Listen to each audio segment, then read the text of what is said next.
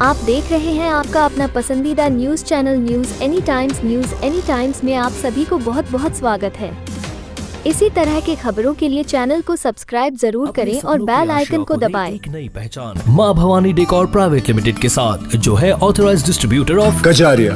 देश की मिट्टी से बनी टाइल से देश को बनाते हैं। और जहां मिलती है सभी प्रकार के Indian and imported granite, marble, sanitary एवं कोटा स्टोन का अनोखा एवं आकर्षक संग्रह। मां भवानी डेकोर प्राइवेट लिमिटेड मतलब a complete floor solutions. New 0 mile Dadar road, Muzaffarpur. Call 9934753111।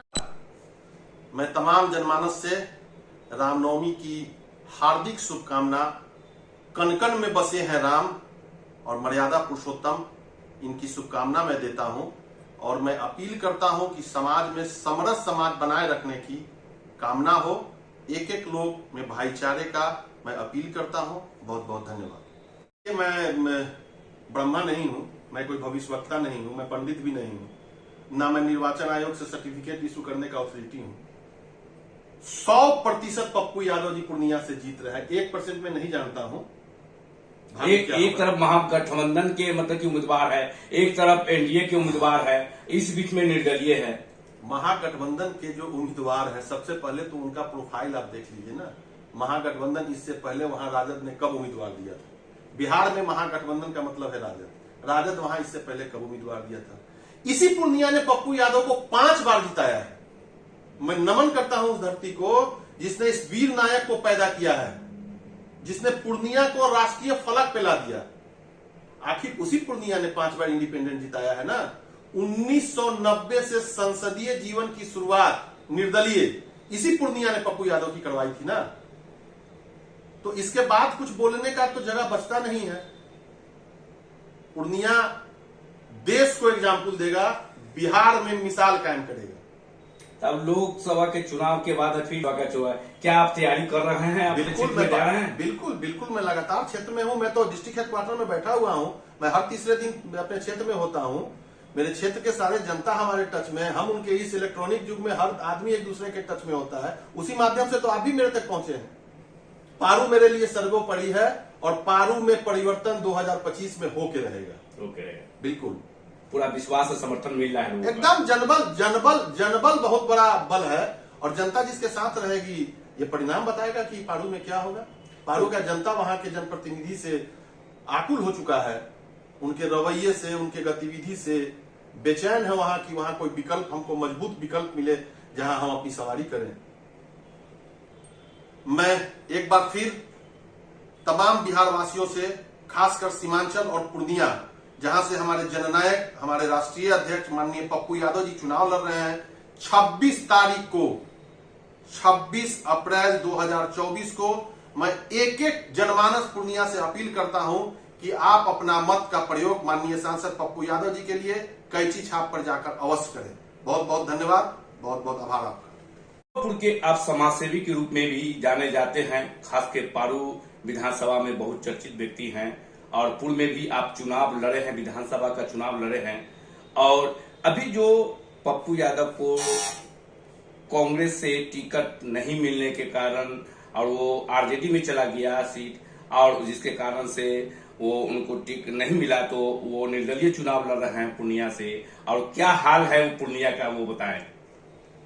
सबसे पहले तो बहुत बहुत धन्यवाद, आभार आपका कि आप मेरे तक पहुंचे हैं अपने सोशल मीडिया ब्लॉग चैनल के माध्यम से। हजारों साल नरगिस अपनी बेनूरी पर रोती है, बड़ी मुश्किल से होता है चमन में दीदावर पैदा। पप्पू यादव एक ऐसा कोहिनूर मिला हुआ है इस बिहार को। मैं पूर्णिया की उस धरती को नमन करता हूं जिसने पप्पू यादव ऐसा वीर पैदा किया है। मैं पूर्णिया के तमाम आम जनमानस, गरीब गुरबा, ठेला वाला, रिक्शा वाला, पटरी वाला, वहां के सारे प्रबुद्ध वर्गों, डॉक्टर, इंजीनियर, शिक्षित समाज, महिलाओं, छात्र, नौजवानों से करबद्ध प्रार्थना और विनती करता हूं कि पूर्णिया इस देश में एक मिसाल कायम करेगा। 543 के लोकसभा के सदन में पूर्णिया इस बार एक रिकॉर्ड बनाने जा रहा है और इस देश ने देखा है, इस बिहार ने देखा है, बिहार के साढ़े 13 करोड़ जनमानस ने देखा है कि जब जब भीषण आपदा आई है बिहार को, जब जब आपदा और विपदा से बिहार गुजरा है, वही वीर पूर्णिया का नायक, चाहे रात का 2 बज रहा हो या दिन का 1 बज रहा हो, पूर्णिया से 800 किलोमीटर दूर 24/7 वह आदमी जब घर में मां का बच्चा रोता है तो पप्पू यादव का नाम याद आता है। ऐसे वीर नायक को अगर बिहार के सदन में बिहार की जनता नहीं पहुंचाती है तो इससे बड़ा दुखदायी क्षण कुछ नहीं होगा।